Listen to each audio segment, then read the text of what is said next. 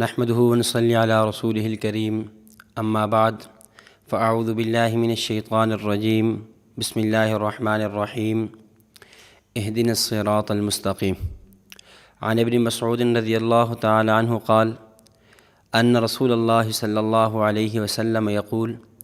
ان الله تعالى امرني ان ازوج فاطمة من علي او كما قال رسول الله صلى الله عليه وسلم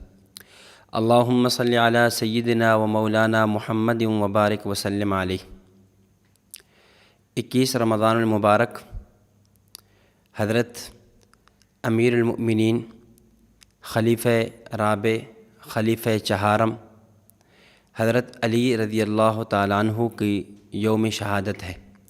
حضرت علی رضی اللہ تعالیٰ عنہ کا یوم وصال ہے، آپ کی شہادت کا دن ہے۔ تو اس دن کی مناسبت سے آج کی اس نشست میں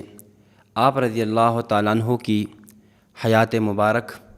آپ کی زندگی مبارک کے چند گوشے، آپ کے فضائل و مناقب، آپ کی خدمات جلیلہ کا تذکرہ ہوگا۔ حضرت علی کرم اللہ وجہہ کے فضائل سمجھنے سے پہلے یا آپ کا خاندانی تعارف سمجھنے سے پہلے ایک بات ذہن نشین فرما لیں جو انتہائی اہم ہے۔ اللہ رب العزت نے قرآن کریم میں سورۃ الفاتحہ میں جو سورت ہم نماز میں ہر رکعت میں پڑھتے ہیں، اس میں مومنین کو ایک دعا سکھائی ہے کہ وہ اپنے رب سے یہ دعا مانگا کریں کہ اہدنا الصراط المستقیم، کہ اے اللہ تو ہمیں صراط مستقیم دکھا، ہمیں سیدھا راستہ دکھا، ایسا راستہ انعمت علیہم جو منعم علیہم لوگوں کا ہے، جن پہ تیرا انعام ہوا ہے، غیر المغضوب علیہم ولا الضالین، اے اللہ نہ تو جو لوگ گمراہ ہوئے ہیں، جو بھٹک گئے ہیں، بہک گئے ہیں، ان کا راستہ نہ ہو۔ یعنی گویا قرآن کریم نے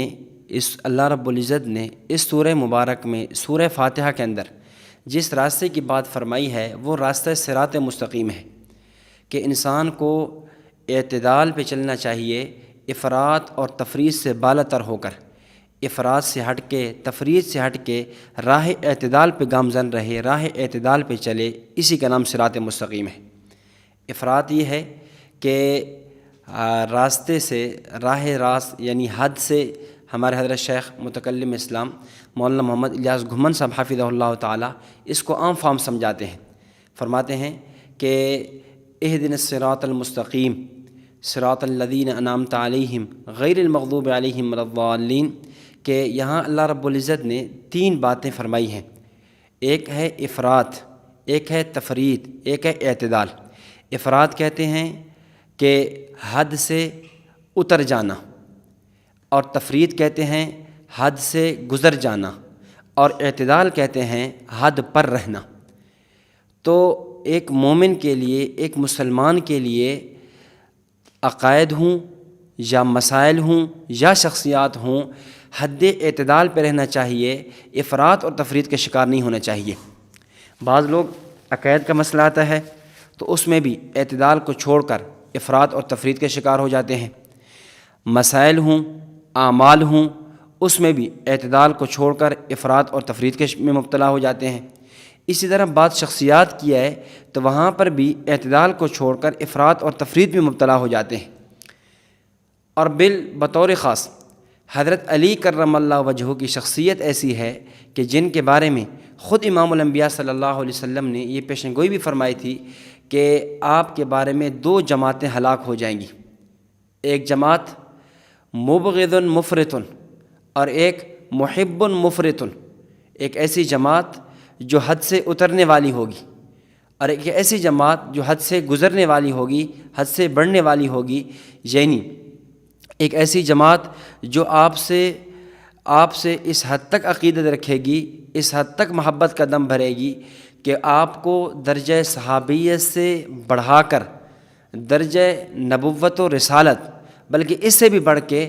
آپ کو درجہ الوہیت کی قائل ہوگی، آپ کو خدائی کی صفات دینے کی قائل ہو جائے گی۔ تو ایسے لوگ بھی ہلاک ہو جائیں گے، ایسے لوگ بھی راہ راست پہ نہیں ہوں گے، اعتدال پہ نہیں ہوں گے۔ اور اس کے بالمقابل ایک ایسی جماعت ہوگی کہ جو اس سے اتر جائے گی کہ آپ رضی اللہ تعالیٰ عنہ کو صحابیت کا درجہ دینے کے بجائے آپ رضی اللہ تعالیٰ عنہ کے بارے میں آپ کے اسلام کو بھی مشکوک کر دے، بلکہ آپ کو علیاذ باللہ کفر کافر تک کہہ دے، ایسے بھی ہوں گے۔ تو فرمایا یہ بھی صحیح نہیں ہے۔ ہاں، جو اہل سنت والجماعت ہیں، جو مسلمان ہیں، جو مومنین ہیں، وہ راہ اعتدال پر ہیں۔ راہ اعتدال کیا ہے؟ کہ نہ تو حضرت علی رضی اللہ تعالیٰ عنہ کو ان لوگوں کی طرح درجہ خدائی پہ بٹھایا، وصف منصب نبوت، منصب رسالت تک پہنچا دیا، اور نہ ہی ان خوارج کی طرح آپ رضی اللہ تعالیٰ عنہ کے اسلام کے بھی منکر ہو گئے، بلکہ اہل سنت والجماعت کا عقیدہ کہ حضرت علی رضی اللہ تعالیٰ عنہ ہمارے رہبر ہیں، ہمارے رہنما ہیں، ہمارے پیشوا ہیں، ہمارے مقتدا ہیں، خلیفہ رابع ہیں، مسلمانوں کے امیر ہیں، مسلمانوں کے رہبر و خلیفہ ہیں۔ اور آپ رضی اللہ تعالیٰ عنہ کے بارے میں امام الانبیاء صلی اللہ علیہ وسلم نے کتنے فضائل اور مناقب بیان فرمائے ہیں، وہ آپ رضی اللہ تعالیٰ عنہ اس کے اہل ہیں۔ تو یہ عقیدہ ہونا چاہیے، نہ یہ کہ انسان افراد کا شکار ہو اور نہ یہ ہے کہ وہ تفرید کا شکار ہو، بلکہ صحیح یہ ہے کہ وہ راہ اعتدال پہ رہے اور حضرت علی رضی اللہ تعالیٰ عنہ کو ایک صحابی، حضرت علی رضی اللہ تعالیٰ عنہ کو رہبر، رہنما اور خلیفہ اور مسلمانوں کا امام ماننے والا ہو۔ تو بہرحال آج چونکہ آپ کا یوم شہادت ہے، تو اس مناسبت سے 3 باتیں انتہائی اختصار کے ساتھ میں آپ حضرات کے سامنے رکھوں گا۔ نمبر 1، حضرت علی رضی اللہ تعالیٰ عنہ کا تعارف۔ نمبر 2، آپ رضی اللہ تعالیٰ عنہ کے فضائل و مناقب۔ نمبر 3، آپ رضی اللہ تعالیٰ عنہ کی خلفائے ثلاثہ، یعنی حضرت سیدنا ابو بکر صدیق رضی اللہ تعالیٰ عنہ اور سیدنا عمر فاروق رضی اللہ تعالیٰ عنہ اور سیدنا عثمان ذی النورین رضی اللہ تعالیٰ عنہ، ان حضرات کے ساتھ جو محبت اور عقیدت اور جو تعلق تھا، یا جو فضائل و مناقب حضرت علی نے رضی اللہ تعالیٰ عنہ نے اپنی زبان سے ان 3 حضرات کے بیان کیے، یا ان 3 حضرات نے حضرت علی رضی اللہ تعالیٰ عنہ کے بیان کیے۔ تو یہ 3 باتیں سمجھنے والی ہیں۔ جو پہلی بات ہے کہ آپ کا تعارف، آپ کا حسب اور نسب۔ آپ کا نامی اسم گرامی علی ہے، اور آپ کے والد گرامی کا نام عبد مناف، جن کی کنیت ابو طالب ہے، اور آپ کی والدہ محترمہ کا نام فاطمہ بنت اسد ہے، اور آپ رضی اللہ تعالیٰ عنہ کا لقب حیدر بھی ہے، اسد اللہ بھی ہے، المرتضیٰ بھی ہے، اور آپ رضی اللہ تعالیٰ عنہ کی کنیت ابو الحسن بھی ہے اور ابو التراب بھی ہے۔ آپ رضی اللہ تعالیٰ عنہ کا نسب، آپ رضی اللہ تعالیٰ عنہ نبی اکرم صلی اللہ علیہ وسلم کے چچا داد بھائی ہیں، یعنی اگر نبی علیہ الصلوۃ والسلام کا نسب محمد بن عبداللہ بن عبد المطلب ہے، تو آپ کا علی بن ابی طالب بن عبد المطلب ہے، تو یعنی دونوں کا دادا ایک بن جاتا ہے۔ اس حد تک آپ رضی اللہ تعالیٰ عنہ کی امام الانبیاء حضرت محمد رسول اللہ صلی اللہ علیہ وسلم کے ساتھ قرابت ہے۔ اور آپ رضی اللہ تعالیٰ عنہ کی پیدائش کے حوالے سے حافظ الدنیا حافظ ابن حجر عسقلانی رحمۃ اللہ علیہ نے الاصابہ فی تمییز الصحابہ میں لکھا کہ آپ رضی اللہ تعالیٰ عنہ کی پیدائش مکۃ المکرمہ میں شعب بنی ہاشم کے گھاٹی کے اندر ہوئی، وہاں آپ رضی اللہ تعالیٰ عنہ پیدا ہوئے۔ یہاں بطور فائدہ کہ میں یہ بات عرض کرتا چلوں کہ بعض لوگ یہ کہتے ہیں کہ علی رضی اللہ تعالیٰ عنہ کی ولادت وہ بیت اللہ میں ہوئی ہے، اور بیت اللہ میں ولادت ہونا یہ آپ کی فضیلت ہے، اور یہ ایسی فضیلت ہے کہ آپ کے علاوہ کسی اور کو حاصل نہیں ہے۔ تو اس بات کو اچھی طرح سمجھ لیں کہ اس حوالے سے آپ 4 باتیں سمجھیں۔ پہلی بات تو یہ ہے کہ یہ قول کرنا کہ آپ کی ولادت بیت اللہ میں ہوئی ہے، یہ قول صحیح نہیں ہے۔ اس کو کئی محدثین نے، شارحین حدیث نے، مورخین نے اس کو سند صحیح نہیں لکھا۔ تاریخ الخمیس فی احوال انفس النفیس میں علامہ محمد بن حسن الدیار البکری رحمۃ اللہ علیہ فرماتے ہیں کہ وَيُقَالُ كَانَتْ وِلَادَتُهُ فِي جَوْفِ الْكَعْبَةِ لَمْ يَثْبُتْ، کہ یہ جو قول کیا جاتا ہے، یہ جو کہا جاتا ہے کہ آپ کی ولادت بیت اللہ میں ہوئی ہے، یہ قول ثابت نہیں ہے، یہ قول ٹھیک نہیں ہے، اور یہی بات اور محدثین نے بھی لکھی ہے۔ تو لہذا آپ رضی اللہ تعالیٰ عنہ کے بارے میں یہ کہنا کہ آپ کی ولادت بیت اللہ میں ہوئی ہے، یہ صحیح نہیں ہے۔ نمبر 2، بیت اللہ، کعبۃ اللہ، یہ جائے عبادت ہے، جائے ولادت نہیں ہے۔ یہ عبادت کی جگہ ہے، یہ ولادت کی جگہ نہیں ہے کہ یہاں جو ہے ولادت ہو۔ اور تیسری بات یہ ہے کہ اگر بیت اللہ کے اندر آپ کی ولادت کا ہونا یا آپ کے لیے فضیلت کی بات ہوتی تو یہ وہ فضیلت جناب رسالت آپ صلی اللہ علیہ وسلم نے جہاں آپ رضی اللہ تعالیٰ عنہ کے اور فضائل و مناقب بیان فرمائے تو وہاں پر ان فضائل میں سے یہ فضیلت بھی بیان فرماتے۔ حضرات صحابہ کرام رضوان اللہ علیہم اجمعین نے حضرت علی رضی اللہ تعالیٰ عنہ کے جہاں دیگر فضائل و مناقب بیان کیے تو ان میں یہ فضیلت بھی بیان فرمائی ہوتی۔ نہ اللہ کے نبی صلی اللہ علیہ وسلم سے یہ فضیلت بیان کرنا ثابت ہے، نہ صحابہ کرام سے ثابت ہے، اور نہ ہی خود شیر خدا حضرت علی رضی اللہ تعالیٰ عنہ سے یہ ثابت ہے۔ اس سے معلوم یہ ہوا کہ یہ بات کوئی قابل فضیلت نہیں ہے، سبب فضیلت نہیں ہے،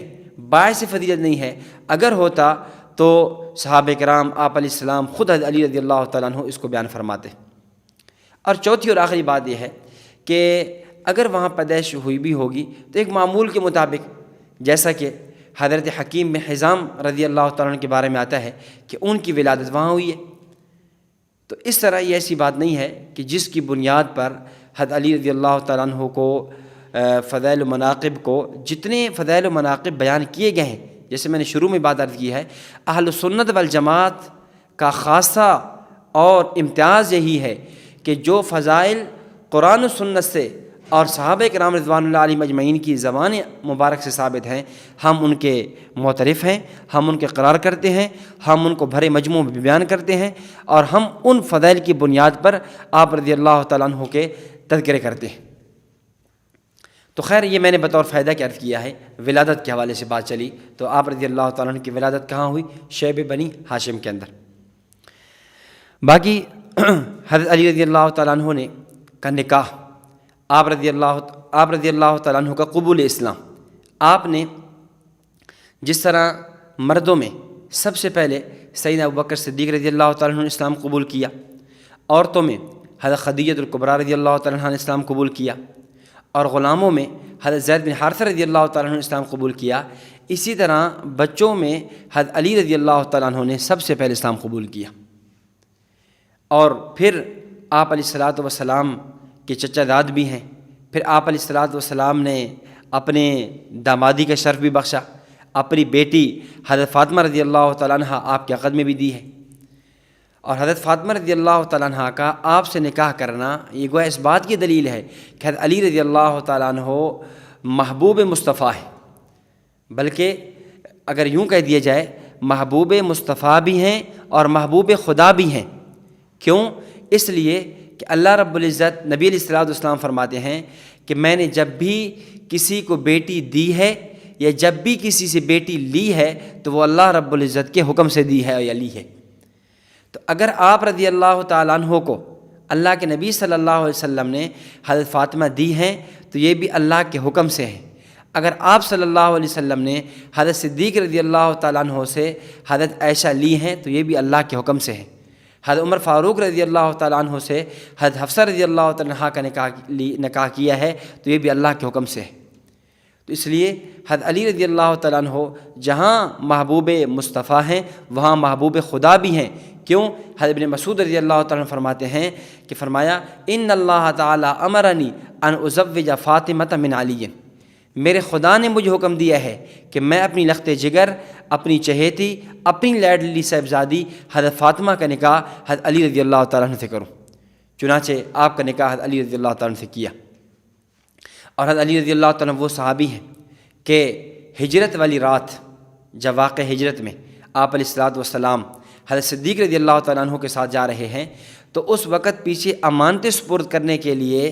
چونکہ آپ علیہ الصلوۃ والسلام کو مشرکین مکہ، کفار، قریش صادق اور امین تو سمجھتے تھے اور کہتے بھی تھے، یہی وجہ ہے کہ آپ کے پاس امانتیں بھی رکھایا کرتے تھے۔ تو ہجرت والی رات آپ علیہ الصلوۃ والسلام نے اگر امانتیں واپس کرنے کی ذمہ داری سپرد کی ہے تو وہ کس کے سپرد کی؟ حضرت علی رضی اللہ تعالیٰ عنہ کو سپرد کی ہے۔ لیکن یہاں ایک بات یاد رکھیں کہ حضرت اللہ کے نبی صلی اللہ علیہ وسلم ہجرت والی رات خود اپنے ساتھ لے کر جا رہے ہیں کس کو؟ حضرت سیدنا ابوبکر صدیق رضی اللہ تعالیٰ عنہ کو، اور اپنی امانتوں کی ذمہ داری لگا رہے ہیں کس کے؟ سیدنا علی رضی اللہ تعالیٰ عنہ کی۔ تو ایک ہے ذمہ داری اموال کی اور ایک ہے ذمہ داری جان کی اور نبوت کی۔ جو مال کی ذمہ داری ہے، جو مال امانت امام الانبیاء صلی اللہ علیہ وسلم کی جو امانتیں تھیں، جو پاس امانتیں رکھائی گئی تھی مال، وہ ذمہ داری کی ادائیگی کے لیے آپ نے مقرر کیا کس کو؟ حضرت علی رضی اللہ تعالیٰ عنہ کو۔ اور جو اللہ رب العزت کی امانت نبوت تھی، چونکہ جو وقت کا نبی ہوتا ہے وہ ایک بہت بڑی ذمہ داری ہوتا ہے اور اللہ رب العزت کی طرف سے منتخب کردہ ہوتا ہے، پھر آپ تو وجہ تخلیق کائنات ہے۔ تو جو نبی علیہ الصلاۃ والسلام جو ذمہ داری ہیں، جو جان ہے، یہ ذمہ داری سپرد کی حضرت صدیق رضی اللہ تعالیٰ عنہ کی۔ تو اس طرح جہاں حضرت علی رضی اللہ تعالیٰ عنہ کی فضیلت ثابت ہوتی ہے کہ ان کے پاس اموال کی امانت موجود ہے، تو وہاں حضرت صدیق رضی اللہ تعالیٰ عنہ کی فضیلت بھی ثابت ہوتی ہے کہ ان کے پاس اموال کی نہیں، ان کے پاس نبوت کی امانت موجود ہے۔ سبحان اللہ، اللہ اکبر، کتنی بڑی فضیلت ہے ان دونوں حضرات کی۔ تو اس کے بعد حضرت علی رضی اللہ تعالیٰ عنہ تمام جنگوں میں شریک ہوئے، تمام غزوات میں۔ بدر 17 رمضان المبارک سن 2 ہجری، بدر میں بھی آپ شریک ہیں، بلکہ شریک کیا ہیں؟ بدر میں جب سب سے پہلے جنگ کا آغاز ہو رہا ہے، ادھر عتبہ شیبہ ربیعہ کی طرف سے حل میں مبارز کہ ہمارے مد مقابل میں آنے والا کون ہے، اس وقت جو مقابل میں آ رہے ہیں وہ کون ہیں؟ حضرت علی ہیں، حضرت حمزہ ہیں، حضرت حارث ہیں رضی اللہ تعالیٰ عنہ۔ اور حضرت علی رضی اللہ تعالیٰ مقابل میں آئے عتبہ کے، اور پہلے ہی وار میں عتبہ کا صفایا کر دیا۔ اسی طرح سن 5 ہجری میں غزوہ خندق ہے، اس میں بھی آپ شریک ہیں۔ فتح غزوہ خیبر ہے، اس میں بھی شریک ہیں۔ اور خیبر میں تو سبحان اللہ آپ کی شجاعت کی کیا کہنے کہ صحیح بخاری میں، صحیح مسلم میں واقع قدر تفصیل کے ساتھ موجود ہے۔ میں اس کا اختصار پیش کرتا ہوں کہ جب نبی علیہ الصلوۃ والسلام نے خیبر کو فتح کیا، اور وہاں کئی قلعے تھے، محدثین نے تقریباً 12 یا 14 قلعے لکھے ہیں، تو کئی قلعے فتح ہو گئے۔ ایک قلعہ تھا قموس، جس کا قموس نام تھا، اور اس کا جو سردار تھا وہ مرحب نامی یہودی پہلوان تھا، تو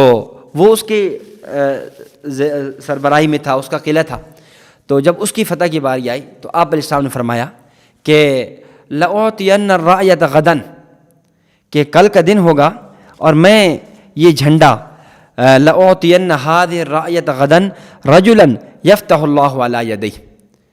کہ یہ جھنڈا میں کل ایک ایسے آدمی کے ہاتھ میں دوں گا کہ جس آدمی کے ہاتھ میں اللہ رب العزت نے فتح لکھ دی ہوگی۔ اب صحابہ کرام رضوان اللہ علیہم اجمعین منتظر ہیں کہ یہ اعزاز کس کو ملتا ہے، کل کا دن آیا ہے، یہ اعزاز کس کو ملتا ہے۔ چنانچہ جب اگلا دن آیا تو آپ علیہ الصلوۃ والسلام نے پوچھا این علی، علی کہاں ہیں؟ تو علی رضی اللہ تعالیٰ عنہ آئے اور عرض کہ یا رسول اللہ، میری آنکھوں میں تکلیف ہے، میری آنکھوں میں درد ہے، میری آنکھوں کی شکایت کی۔ تو نبی اقدس صلی اللہ علیہ وسلم نے اپنا لعاب مبارک آپ کی آنکھ پر لگایا، اور آپ علیہ الصلوۃ والسلام کا معجزہ کہ آپ کے لعاب مبارک لگانے سے حضرت علی رضی اللہ تعالیٰ عنہ کی آنکھ فوراً صحیح ہوگی۔ آنکھ ایسے شفا یاب ہوئی جیسے کوئی درد تھا ہی نہیں۔ ظاہر ہے کوئی عام لعاب تو نہیں ہے، لعاب بھی نبوت کا ہے، لعاب بھی امام الانبیاء صلی اللہ علیہ وسلم کا ہے۔ اور یہاں بھی بطور فائدہ کے عرض کرتا چلوں کہ یہاں اس موقع پہ، خیبر کے اس مقام پہ، آپ نے اپنا لعاب حضرت علی رضی اللہ تعالیٰ عنہ کی آنکھ مبارک میں لگایا ہے، تو وہ درست ہوئی ہے۔ اور واقع ہجرت میں غار ثور میں آپ علیہ الصلوۃ والسلام نے اپنا لعاب مبارک حضرت سیدنا ابوبکر صدیق رضی اللہ تعالیٰ عنہ کی ایڑی مبارک پر لگایا ہے، تو وہ بھی درست ہو گئی ہے۔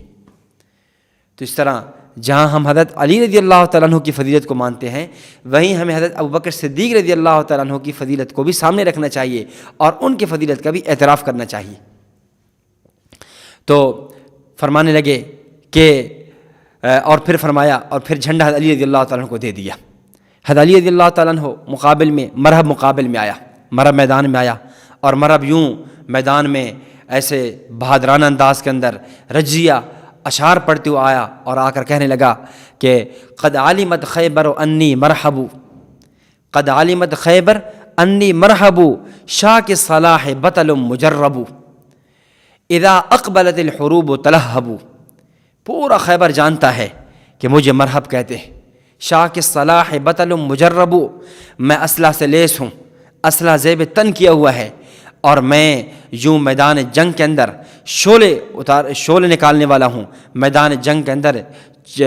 لاشوں کے ڈھیر انبار لگا دینے والا ہوں۔ یہ کہا، اور مقابل میں حضرت عامر رضی اللہ تعالیٰ عنہ آئے، اور حضرت عامر رضی اللہ تعالیٰ عنہ نے بھی رجزی اشعار پڑھے اور پڑھنے لگے، قد علمت خیبر انی عامر شاک الصلاح بطل مغامر،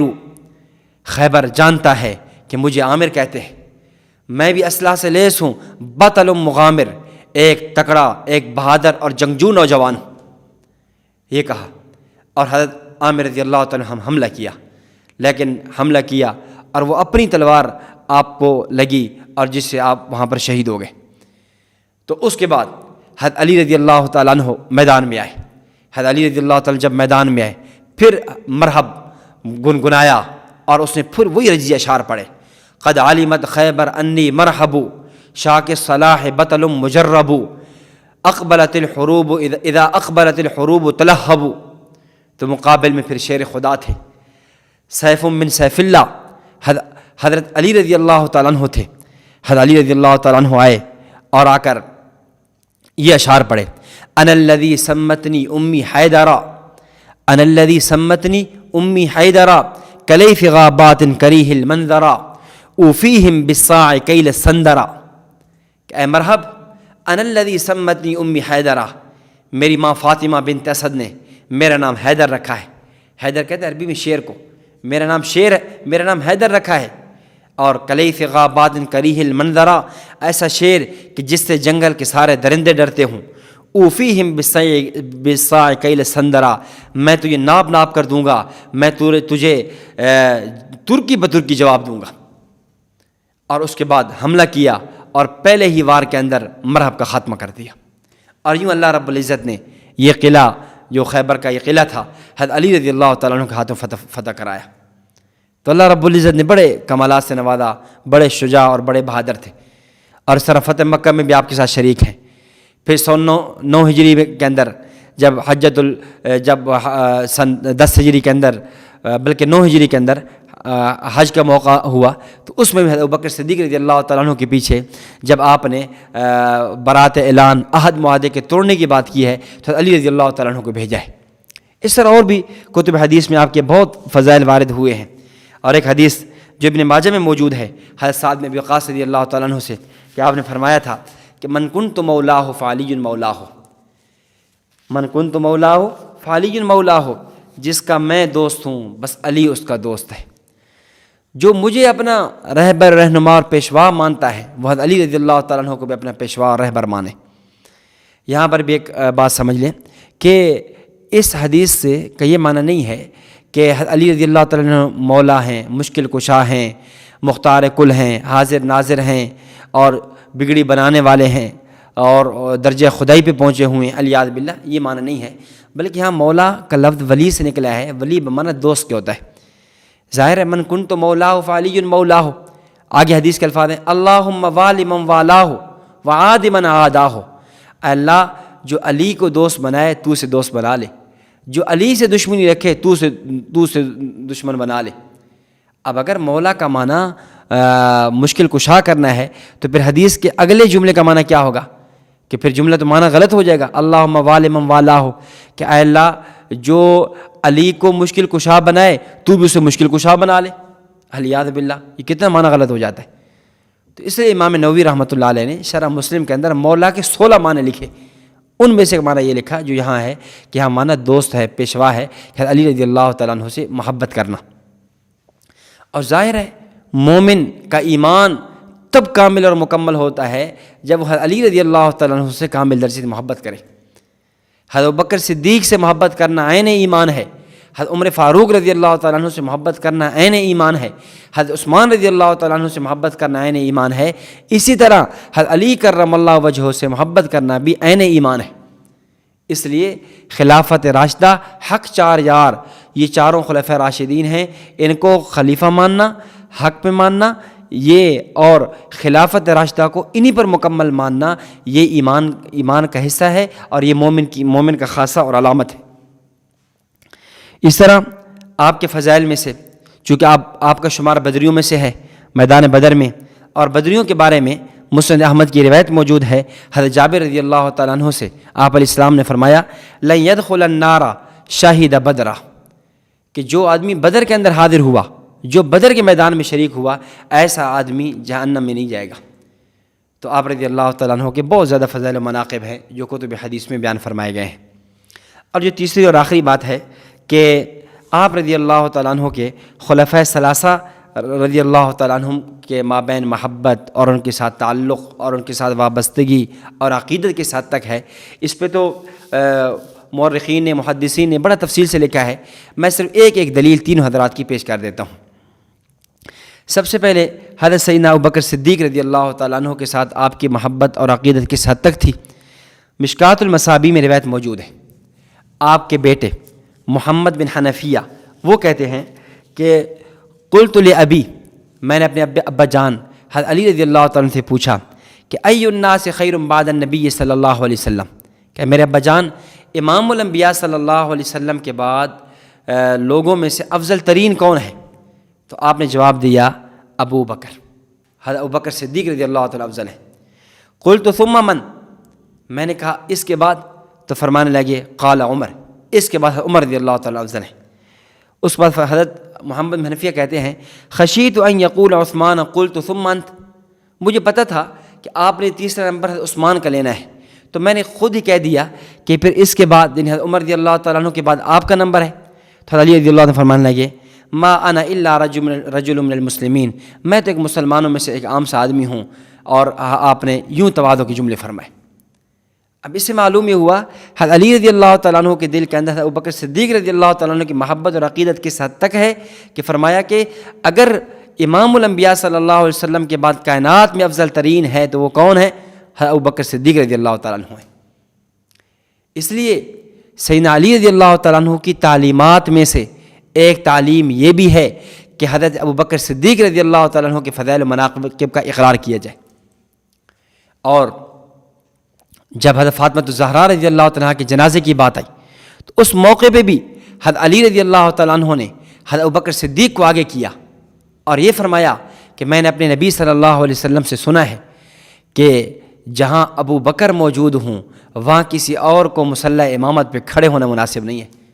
اس لیے صدیق آپ کی موجودگی میں حضرت فاطمہ الزہرا اگرچہ میری بیوی ہے، میری زوجہ ہے، لیکن جنازہ آپ کو پڑھانا ہوگا۔ چنانچہ ایک روایت کے مطابق آپ کا جنازہ حضرت ابوبکر صدیق رضی اللہ تعالیٰ عنہ نے پڑھا ہے۔ تو اس سے اندازہ کریں حضرت صدیق رضی اللہ تعالیٰ عنہ کی حضرت علی رضی اللہ تعالیٰ عنہ کی حضرت صدیق کے ساتھ کس حد تک والہانہ محبت اور عقیدت تھی۔ اس کے بعد حضرت عمر رضی اللہ تعالیٰ عنہ کے ساتھ محبت، علامہ ابن عساکر رحمۃ اللہ علیہ نے تاریخ مدینہ دمشق میں واقعہ نقل کیا، فرماتے ہیں ایک مرتبہ روضہ کے سامنے، نبی علیہ الصلوۃ والسلام کے روضہ اطہر کے سامنے کسی آدمی نے حضرت علی رضی اللہ تعالیٰ عنہ کی بدگوئی کی، آپ پر طعن و تشنیع کی، آپ کے خلاف غلط زبان استعمال کی، تو حضرت عمر رضی اللہ تعالیٰ عنہ سن لیا۔ تو حضرت عمر رضی اللہ تعالیٰ عنہ غصے ہوئے اور فرمانے لگے کہ تو حضرت علی رضی اللہ تعالیٰ عنہ کے بارے میں یہ جملے کہہ رہا ہے، اور پھر فرمایا کہ اتعرف صاحب القبر، کیا اس صاحب قبر کو تو جانتا ہے؟ یعنی روضہ کی طرف اشارہ کیا، روضہ رسول صلی اللہ علیہ وسلم کی طرف۔ تو کہنے لگا ہاں جانتا ہوں۔ تو فرمانے لگے ہذہ قبر محمد بن عبداللہ بن عبد المطلب، یہ قبر، یہ روضہ محمد بن عبداللہ بن عبد المطلب کا ہے، اور جس کی تو عیب گوئی کر رہا ہے، جس کے بارے میں تو زبان استعمال کر رہا ہے، وہ علی بن ابی طالب بن عبد المطلب ہے۔ تو گویا عمر رضی اللہ تعالیٰ یہ فرمانا چاہ رہے تھے کہ اے فلاں، حضرت علی اور حضرت محمد رسول اللہ صلی اللہ علیہ وسلم کے مابین تعلق تو دیکھ، یہ محمد بن عبداللہ بن عبد المطلب ہے تو وہ علی بن ابی طالب بن عبد المطلب ہے۔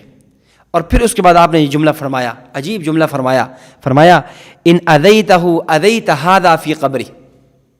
ان اذیتہ، اگر تو نے حضرت علی کو تکلیف دی، اذیت ھذا فی قبری، تو نے اس قبر میں امام الانبیاء محمد رسول اللہ صلی اللہ علیہ وسلم کو تکلیف دی۔ اس سے اندازہ کریں حضرت عمر رضی اللہ تعالیٰ عنہ کے دل میں حضرت علی رضی اللہ تعالیٰ عنہ کی کتنی محبت تھی۔ یہی وجہ ہے جب آپ کی شہادت کے وقت تھا، آپ کی وفات کے وقت میں آپ نے جو 6 آدمیوں کے بارے میں شورا بنی خلافت کی کہ ان 6 میں سے کسی کو خلیفہ بنا لیا جائے، ان میں ایک نام حضرت علی رضی اللہ تعالیٰ عنہ کا بھی تھا۔ اس طرح حضرت عثمان رضی اللہ تعالیٰ عنہ کے بارے میں کہ حضرت عمر بن حریث رضی اللہ تعالیٰ عنہ فرماتے ہیں کہ قال سمعت علیا یقول المنبر، میں نے حضرت علی رضی اللہ تعالیٰ عنہ سے سنا آپ منبر رسول پہ فرما رہے تھے، کیا فرمایا؟ خیر هذه الامہ بعد نبیها ابو بکر ثم عمر ثم عثمان، کہ اس امت کے اندر نبوت کے بعد بالترتیب پسندیدہ ہستیاں، بہترین ہستیاں وہ کون ہیں؟ ابو بکر ثم عمر ثم عثمان، ابو بکر ہیں، پھر عمر ہیں، پھر عثمان ہیں رضی اللہ تعالیٰ عنہ۔ تو چونکہ جیسے آپ نے فرمایا تھا تو اللہ رب العزت نے خلافت کی ترتیب یہی بنا دی کہ پہلے ابو بکر صدیق، پھر عمر رضی اللہ تعالیٰ عنہ، پھر حضرت عثمان رضی اللہ تعالیٰ عنہ، اور پھر حضرت علی رضی اللہ تعالیٰ عنہ خلیفہ بنے۔ تو آپ رضی اللہ تعالیٰ عنہ کی زندگی بہت بڑی خدمات ہیں، اور آپ رضی اللہ تعالیٰ عنہ نے حضرت عثمان غنی رضی اللہ تعالیٰ عنہ جو سن 35 ہجری میں 18 ذی الحجہ کو شہید ہوئے، تو اس کے بعد آپ نے منصب خلافت کو سنبھالا، اور آپ نے تقریباً 4 سال 9 ماہ آپ نے خلافت کے امور کو بڑے احسن انداز میں سنبھالا، اور پھر بالآخر 17 رمضان المبارک کو خارجی، ایک ملعون، ایک بدنصیب بدقسمت شخص عبد الرحمن بن ملجم، اس نے آپ فجر کی نماز کے لیے آ رہے تھے، اور سامنے آ کر آپ کو آگے سے وار کیا، اور جس سے آپ کو خون کا فوارہ شروع ہو گیا، اور آپ انتہائی شدید زخمی ہو گئے۔ اور اس کے بعد آپ رضی اللہ تعالیٰ عنہ 4 دن یا 3 دن آپ بستر مرگ پہ رہے۔ آپ رضی اللہ تعالیٰ عنہ ان زخموں سے جاں بر نہ ہو سکے، اور زخموں کی تاب نہ لا کر 21 رمضان المبارک کو آپ شہید ہو گئے۔ اور آپ رضی اللہ تعالیٰ عنہ کا جنازہ آپ کے بیٹے حضرت حسن رضی اللہ تعالیٰ عنہ نے پڑھایا، اور وہاں پر کوفہ کے اندر جو دارالخلافہ ہے، دارالامارہ، وہاں پر آپ رضی اللہ تعالیٰ عنہ کی تدفین کی گئی۔ اور آپ رضی اللہ تعالیٰ عنہ نے یعنی حضرت فاطمہ رضی اللہ تعالیٰ عنہ کی زندگی میں تو کسی عورت سے نکاح نہیں کیا تھا، البتہ آپ کے بعد آپ نے 7 عورتوں سے نکاح کیا تھا، جن کے نام میں عرض کر دیتا ہوں کہ حضرت ام البنین بنت حزام، حضرت لیلہ بنت مسعود، اسماء بنت عمیس، صبا بنت ربیعہ، امامہ بنت ابی العاص، اور خولہ بنت جعفر، اور سعید بنت عروہ، ان 7 سے آپ نے نکاح کیا۔ اور آپ کی اولاد جو حضرت فاطمہ الزہرا رضی اللہ تعالیٰ عنہ سے ہوئی، وہ 3 بیٹے اور 2 بیٹیاں، حضرت حسن، حضرت حسین، اور حضرت محسن، اور 3 بیٹیاں اور 2 بیٹیاں حضرت ام کلثوم اور حضرت زینب الکبریٰ رضی اللہ تعالیٰ عنہ۔ اور ایک روایت کے مطابق انہی بیٹی ام کلثوم رضی اللہ تعالیٰ عنہ کا نکاح حضرت عمر فاروق رضی اللہ تعالیٰ عنہ سے ہوا۔ تو گویا آپ کہہ سکتے ہیں حضرت عمر رضی اللہ تعالیٰ عنہ حضرت علی رضی اللہ تعالیٰ عنہ کے داماد ہیں، اور حضرت علی رضی اللہ تعالیٰ عنہ حضرت عمر رضی اللہ تعالیٰ عنہ کے سسر بھی ہیں۔ تو اللہ رب العزت آپ کی خدمات کو اپنی بارگاہ میں قبول و منظور فرمائے، آپ کی شہادت کو قبول فرمائے، آپ کی قبر کو منور فرمائے، اور آپ کے توسل اور وسیلے سے ہمیں بھی دین کی خدمت کرنے کی توفیق عطا فرمائے، اور ہمارے گناہوں کو معاف فرمائے، اور ہماری حسنات کو قبول فرمائے۔ وآخر دعوانا ان الحمد للہ رب العالمین۔